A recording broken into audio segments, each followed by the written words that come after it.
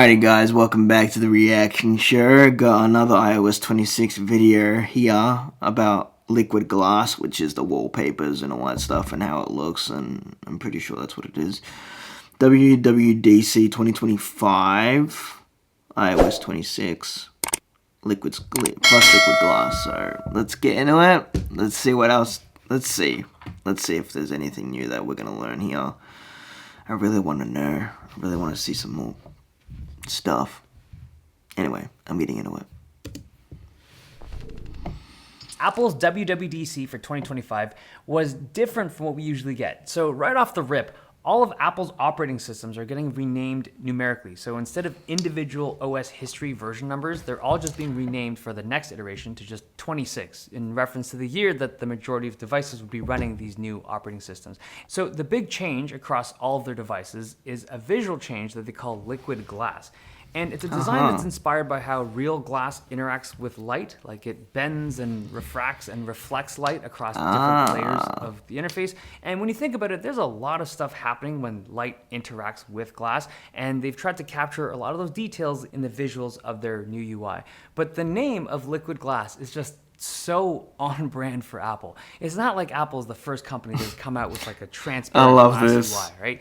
I mean, Windows Aero did. I watch these videos on my own and time. A bunch of operating systems for phones have. This is what I watch. I love it. Apple's iteration of it, I must say, at the very least, it's like the most high effort. Like if you look at just the zoomed in shots of this stuff, it looks really cool. Like when they were punched in on the text, not bad. It looks like a bubble of water. I don't know. The light around it's not bad. It kind of looks a little very choppy. Interesting to look at, especially when it's a device that's close to your face, like your phone. But there's no like depth of field or anything. That's what it just looks like it's there. Like the TV OS, where when the UI pops up, it's not just some simple translucency effect. They have all these little details that make it look like there's different thicknesses of glass in the elements, of liquid glass across the UI. It's not bad looking. Detail and a lot of effort put into it. But there's a few things that come to my mind. First is that as cool as these transparency effects look, it's one thing to just like kind of admire them from afar, but it's another thing to use it. I find that a lot of them are just distracting when you're actually trying to get stuff done or just like use your device. As an example, if you're trying to just look at text punched in, you just want to see the enlarged text. You don't want to see all these like little text effects on the side that make it look like it's looking in a glass bubble. As cool as it is, I just find it... That's true. For me, I think I would just turn off all of that stuff if I could. And I think a lot of people would do the same. But the other thing, all of these visual effects, the transparency, the different layers, all of it, you got to use the GPU and RAM and consequently battery life on these devices. Like all of that's very true. Definitely taxes the system in some form or another.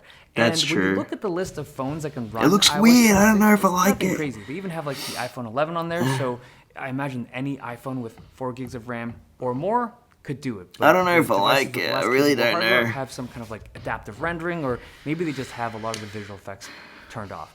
But when it comes to the Mac OS devices, it's a little bit different. For the laptops, if you're running Apple Silicon, you're good. But if you're running one of the older Intel chips, you need one of the more powerful Intel laptops. Like you can't run the 2020 MacBook Air. That seemingly won't be able to pull off Mac OS 26. I don't know how much of that is a GPU requirement versus a RAM requirement for the AI components, but it's disappointing to see a 5-year-old device just not being supported by this operating system. Wow, 5-year-old, and it's just not not supported. I'm thankful that they didn't have like a whole thing about AI.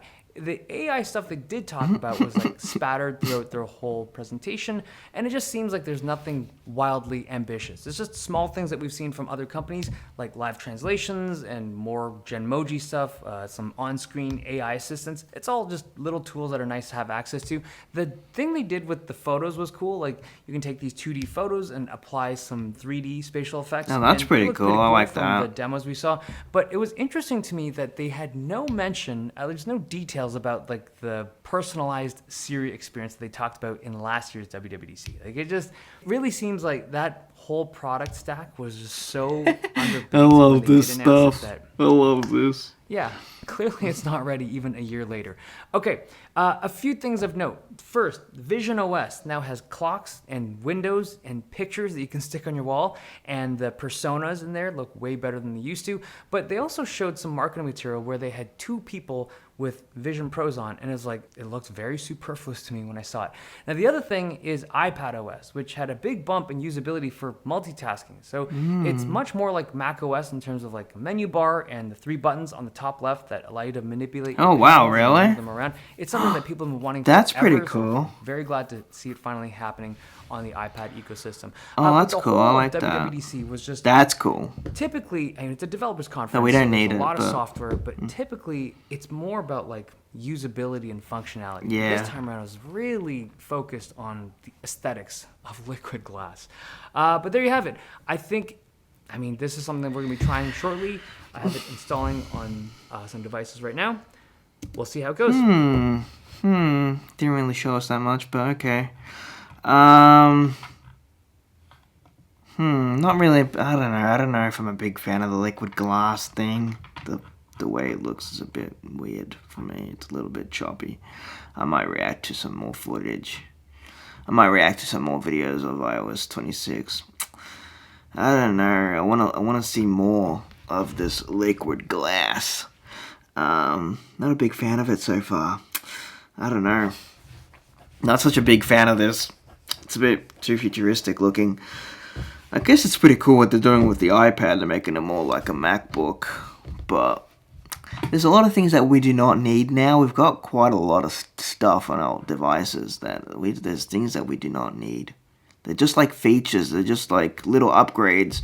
But we don't really need them. We got so much on our devices now that is so awesome. That's really, really cool. I don't know. Let me know what you guys think down in the comments below. Do you guys like the liquid glass, or are you guys not a really big fan of it? Let me know your thoughts down in the comments below. I'm a little iffy about it. I don't know. Yeah, let me know down in the comments below. Drop a like if you guys did enjoy this reaction video. Comment, subscribe. Subscribe, turn your post notification bell on to be notified. And yeah, I'm gonna do some more research on this liquid glass. I want to see if you can tint it and stuff. I'm pretty sure you can tint it. I want to see the way it looks when you tint it. So, yeah. If it doesn't look good, I'm not updating. No. Because I have a certain type of thing. So, yeah. It is what it is. See you guys on some more iOS 26 footage. We'll see how it all looks. There's a longer video here that I'll probably just react to, and we'll see how everything looks. Alright. See you guys in the next iOS 26 video, which sounds weird to say. It should be iOS 19, but sounds weird saying iOS 26. But anyway, we're going to do some more research on this. Alright, I'll see you guys in the next video of iOS 26. I gotta see the rest of this liquid glass to see if I want to update or not. So, I'll see you guys in the next one.